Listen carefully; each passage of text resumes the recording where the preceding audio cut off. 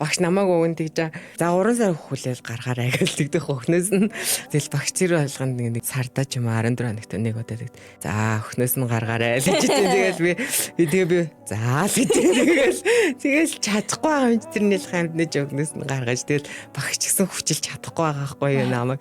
Тэгэл тэр том дэлхийн аврагуулах гэж байгаа том тэмцээнүүд ингээл олимпийн тэмцээнүүд болох гэж байгаа гэл ингэнгүүт чинь хүүхдтэйгээ зууралдаа салж чадахгүй нөгөө харах өнгөдөл хөхүүл мөхүүл ахаар нь би чинь заримдаа нөгөө зөөж харах одоо аавын давж чөгчөө буцаж ингээд ирээл ингээд байх чи амар хугацаа алдаад түгжрэлт чинь тэгээд хөнгөд нь зааланд ганц хоёр авчиж байгаа гайгүй. Тэгэхээр нь авчиж хэлсэн. Нэг өдөр ороод ирсэн чинь хүүхдээ гаргаж харах хүндэлдэж чи хурдан орж 10 минут гэлээ нэг тэгэл тухай чинь ойлгож байгаа байхгүй юу? Мэдж байгаа хэрнээсээ хинт ч мэдгүй гомдол уйлаа гарч багш гомдож чадахгүй байхгүй. Зөндөө намайг ингээл байлгасан. Тэгээ угаасаа тэр шийдвэрийг багш тэгж гаргахгүй л ингээл заалан зуралдаал тий бэлтгэл яг хийгээл амар ингээл байжсэн чинь яг зуралдаал байхаар байгаа байхгүй юу? Яг тэнд яаж ингээл санаан зовоол дээ тэнд чи бид бүрэн төвлөрч чадахгүй штэ 12 нэг уцмацгаа үзүүлэл оруулчихж байгаа. Тэгэл тэр хооронд чинь байж байгаа л орч шалгаж маргаал ингээл энэ тэрийг анзаараад байгаа байхгүй. За ингэхгүй л болохгүй мэнэ гэдгийг ингээ ойлгочихж байгаа. Тэгээд тэрнээс биш ингээ зааланд би